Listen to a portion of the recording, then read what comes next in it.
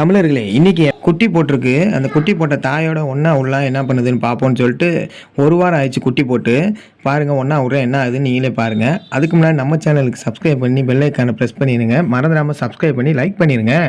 பாருங்கள் தண்ணி மாற்றலான்னு சொல்லிட்டு குட்டி மீனோட விட்டுருந்தேன். என் மீன் குட்டி போட்டு ஒரு வாரம் ஆகுது. குட்டிலாம் எவ்வளோ பெருசாக வளர்ந்துருச்சு பாருங்கள்.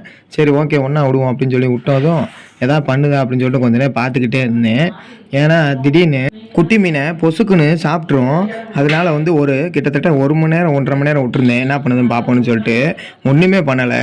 அதோட குட்டியை அது கண்டுக்கவே இல்லை. அது பாட்டுக்கு ஓரம் பண்ணிட்டு இருந்துச்சு. என்னங்கடா இது இது ஏதாவது ஒரு சென்டிமெண்ட் சீன் ஏதாவது ஒன்று வருமானு சொல்லிட்டு பார்த்தா ஒரு சீனு வரல. அதுக்கப்புறம் குட்டிங்கெல்லாம் விளாண்டுக்கிட்டே இருந்துச்சு. அதுக்கப்புறம் ஒரு மணி நேரம் சென்று வந்து பார்த்தா குட்டி மீனோட விளாண்டுக்கிட்டு இருந்துச்சு. நீங்கள் உங்கள் வீட்டில் மீன் குட்டி போட்டுருந்துச்சுன்னா இந்த மாதிரி நீங்களும் செஞ்சுருக்கீங்களான்றதை கமெண்டில் சொல்லிடுங்க. அதுக்கு முன்னாடி நம்ம சேனலுக்கு சப்போர்ட் பண்ணுங்கள். நிறையா பேர் சப்போர்ட் பண்ணாமல் பார்க்குறீங்க, சப்ஸ்கிரைப் பண்ணாமல் பார்க்குறீங்க. சப்போர்ட் பண்ணுங்கள் மக்களே. அதுக்கப்புறம் கொஞ்சம் விளையாடிட்டேன். அப்புறம் ஓரமாக போய் நின்றுச்சு. நான் வீடியோ எடுக்கும் போது குட்டி கூட விளாண்டுக்கிட்டு இருந்ததை எடுக்கலான்னு பார்த்தா சல்லுன்னு உள்ளுக்குள்ளே ஓடி போயிடுச்சு. ஒரு வாரத்தில் எவ்வளோ அழகாக வளர்ந்துருச்சு பாருங்கள். ரொம்ப பொடிசாக இருந்துச்சு. இப்போ எவ்வளோ பெருசாக வளர்ந்துருச்சு பாருங்கள். சூப்பராக அழகாக. ஆனால் கடைசியில் போட்ட குட்டி மட்டும் கொஞ்சம் வளரவே இல்லை. இந்த பாருங்க சின்னதாக இருந்துச்சு. இது அடுத்த கடைசி. இது இன்னொரு குட்டி ஒன்று போட்டிருக்கோம். அது ரொம்ப சின்னதாக இருந்துச்சு. ஒரு 4-5 குட்டி. பாருங்கள் எப்படி இருக்குன்னு நீங்களே.